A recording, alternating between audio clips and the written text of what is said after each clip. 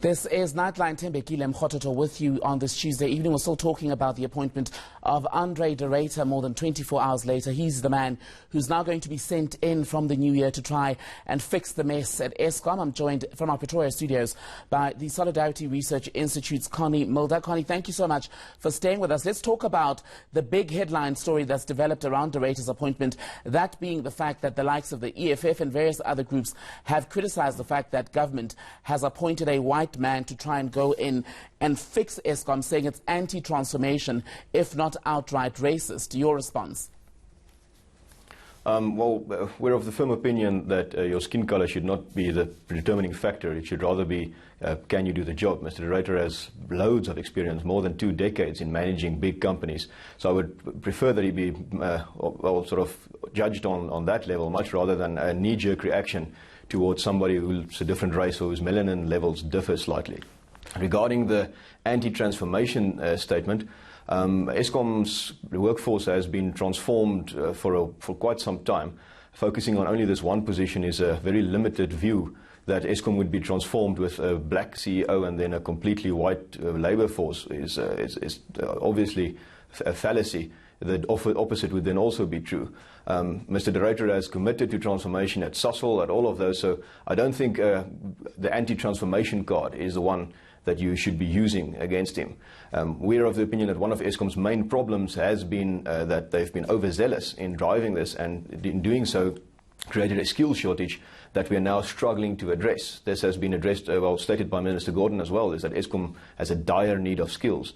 So since it's this late in the day, I think we're at the place where we shouldn't worry about who or what color the person is who keeps the lights on. We should really just get South Africa growing again. And the number one factor breaking this economy is Eskom and an intermittent power supply. It shouldn't matter what color the person is who manages this. We really hoped that Mr. Hadebe, the previous CEO, succeeded. Unfortunately, he didn't manage to pull to get it done. We're now hoping that Mr. de Ruyter succeeds for the good of all South Africans, because when the power goes out, then the whole country is in trouble. Rich, poor, white, black, everyone is going to be on the same sinking ship. You said there that there's been an overzealousness, if you will, on the part of Eskom as far as transformation. Are you suggesting that it was the pro-transformation move at the power utility that broke it? We're suggesting that it definitely contributed, and it created the space for state capture to then thrive, for the simple reason that there was a sort of a reckless abandon with getting skills out. We don't really care what color the person is who manages a power station, as long as he's adequately experienced and trained to do that. Eskom, however, did appoint people in positions that they weren't qualified for, and this we then saw with gaps being taken with corruption.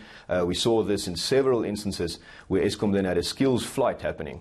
This is not something that we're making up, by the way. Minister Gordon and several other politicians have referred to Eskom's skill shortage as a massive problem that needs to be addressed, and it's something that Mr. de Ruyter should be serious about addressing as one of his first concerns, is making sure that we've got people in Eskom who can do the job, regardless of what color they are, just getting the skilled people back. The skilled flight was not actually just white people, it was skilled black engineers eventually fleeing the untenable working situation that state capture created in Eskom, with people who stood up to the state capturers. Forgive me for interrupting you. We're just racing against the clock here, but I want to ask you this. Would you agree that then state capture taking hold, corruption, and some of the other issues that you've raised, people being underqualified, is not a black people issue, it's not a transformation issue, it's a leadership problem? Yes, well, we would agree that it's not a black people issue, but the problem with BEE policies as well as transformation in Eskom and the way they were implemented is that it created these spaces and it created these skills gaps.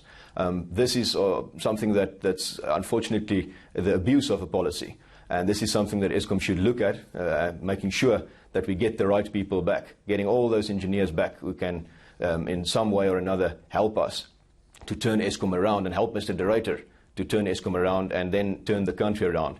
Because, as we've repeatedly stated, the whole South African economy hinges on this turnaround succeeding.